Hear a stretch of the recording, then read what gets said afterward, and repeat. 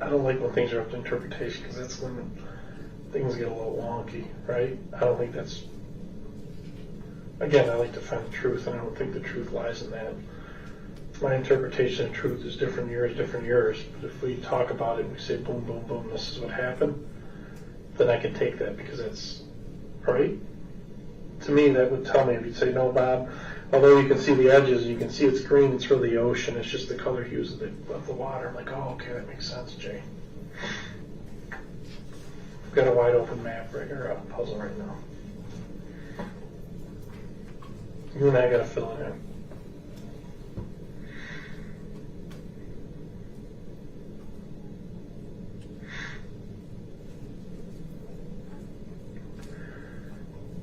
Like I said, I'd like to know what happened leading up to it first, just for me, so I understand.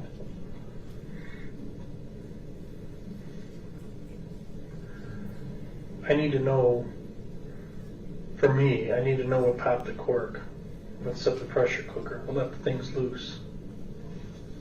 Me, I need to know that. I need to know that so I can go home and sleep at night and I know I did the best by you I could. And I sincerely mean that. That's for me. You know why I always want to know the truth? Because I never want anybody to answer for something they didn't do. I want the truth because I want an answer for, you did this, but you didn't do this, this, and this. I always want the truth. I want the truth. That allows me to go home at night and sleep and realize that even though this person's screwed up, even though people are looking at him and thinking they're a bad person, he's a decent person if I help him make it right. That's for me. That's me personally. I like to find out exactly what happened. I like to find out what leads up to it. Otherwise, would people give a shit? Do you think a lot of people give a shit what led up to it? No, they just want to find out, okay, you did something, okay, boom, here, sign here, boom, we're done. That's not me. I want the backstory. I need to know. I need to know for me. That's how people are like, how do you sleep at night? But that's how I sleep, because I know that number one, I don't judge anybody, and number two, no matter where somebody's at their life, you're already down. Why would I kick you? You know what I mean? What do I get out of that? I'd rather give you a hand and help you up and help you on down the road. You know what I mean? You're at the lowest point in your life. Why would I, keep pushing you down? And again, here's the trouble scale, my friend. You're here. Remember I told you? There's 25 lumps coming. You're still going to get some lumps. Best place off the scale. But if you're stuck on the scale, do you want to be up here or down here? How do you get it to come down?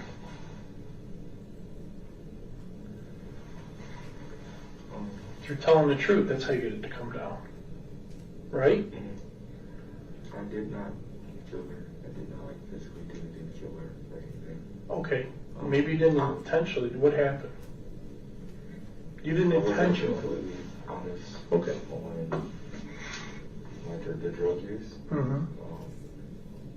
Just recently, just before mine, of course, I was trying psychedelics, acid, or LSD, the same thing. And okay. I think that's what killed her. Do you? Did you put some of it in the marijuana? It was in your marijuana. There were tabs, and I had two. And were you using it that night? Yes. Did you have a freaking momentary didn't know what you were doing moment? No.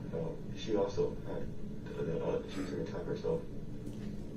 Let me ask you this. The problem with those drugs are, when you're on them, you don't know what you're doing. I mean, that's the reason people take them, right? Did you do something when you were, because again, I'm trying to figure this out, and that would make complete sense. When you dropped acid, did you have, I'm not saying it's okay, but... No, I was completely comforted. Completely. I just think, I don't know if the effect for her was positive, or because I know it does a lot in your brain. It does a lot. I'm going to tell you right now, it makes sense to me now. It all makes sense to me. You understand that, right? Because I'm sitting here trying to figure out how this nice young guy, Jay, could ever hurt anybody. But it makes sense to me now. Smoking weed mellows you out. Being drunk, maybe it makes you angry, or an angry drunk. People get in bar fights. You start messing with psychotropics, it makes you do things because that's not you, that's not Jay at that point. You understand that, right? I know. If you did something under the influence, that I need to know that, because that's a big difference, and I can understand that. That I can appreciate. If you did something after you took acid, that's a game changer. I can appreciate and understand that. That would help me wrap my mind around how this happened.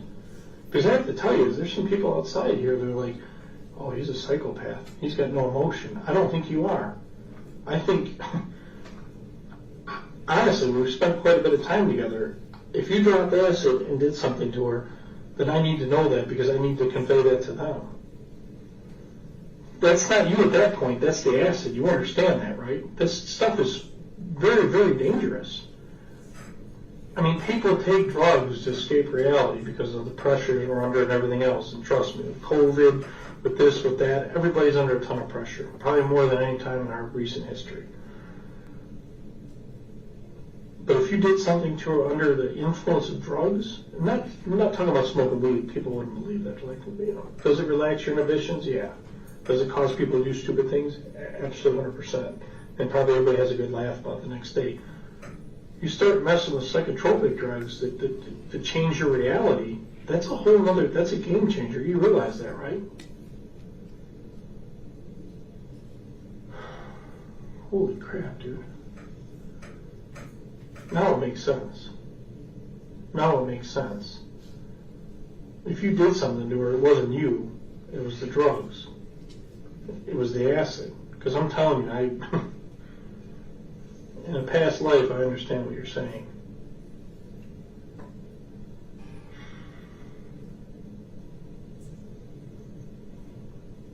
Oh my God. It's horrible. I can see you feel a little bit better getting a little bit of the weight off your chest. We still got a little bit longer to go, but I see some relief in you at least. What happened once you guys took the drugs? Tell me that. What happened once you took the pills? I was fine. I was really weird. For a moment, it was normal, fine experience and everything. Like I said, I went to her something to drink and she was feeling annoying. I noticed that when she was saying that she was feeling tired, it was shifting from, seeing like the effects of it, like the kaleidoscope effects of everything, to something. Her experience wasn't the same as mine, basically. Well, no, because it's individual. Remember how we talked about physiology? It affects everybody differently. And I think that it's something like shut her down. Because I know my experience is, let's say if I'm having anxiety or something, it can overload your senses, like tremendously. I don't know, but there's something else that happened though, I think.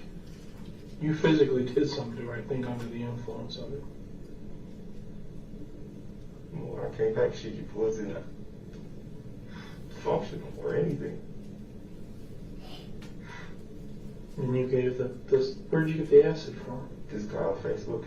So they were dots? Yeah. They're like little, they're not stickers, they're just like, I guess it's some cut cardboard. Mm-hmm. And you Like just a put it little. under your tongue or whatever. You took two and she took one? No, I had to. We both had the one. And I know it's, I don't know like how much, I don't know how to measure how much is on any of them, but. Like a little sugar candy type thing, right? No, it's feel like a piece of paper. Instead of like, this phone, it's cardboard. Yeah. And you put the cardboard under your tongue.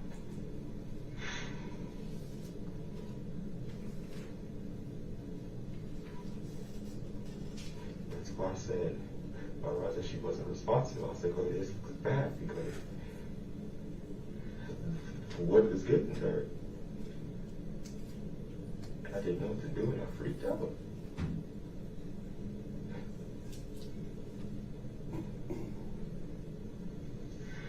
So when you see she's unresponsive, what did you do? I eventually thought they had to do with the acid. Okay. Which caused you to do what? Because I'm going to tell you right now, you did something to her physically. I can tell when we were talking about it before. No, I did not physically hurt her or anything. At all. At all, at all, at all. I wouldn't have at all. I started checking her breath and like I said, and it was just declining basically. I waited about 15 to 20 minutes and then it was nothing. She had no responses at all. Like whatsoever.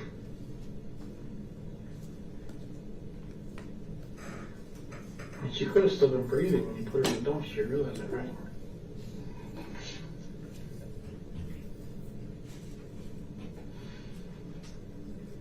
Did you freak out because she started having a bad trip and do something? Did you got freaked out and figured to do something? Otherwise, she's gonna. No.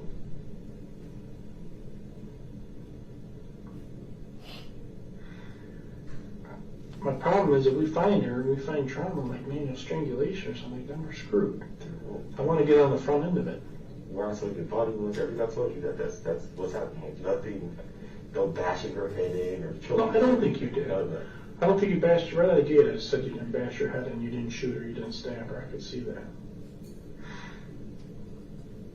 I'm telling you, I can see that. What I can also see, and just my opinion, and this is my theory. My theory is you might have gotten a little scared and freaked out when she like kind of fucking passed out. And something else might have happened. That's my opinion.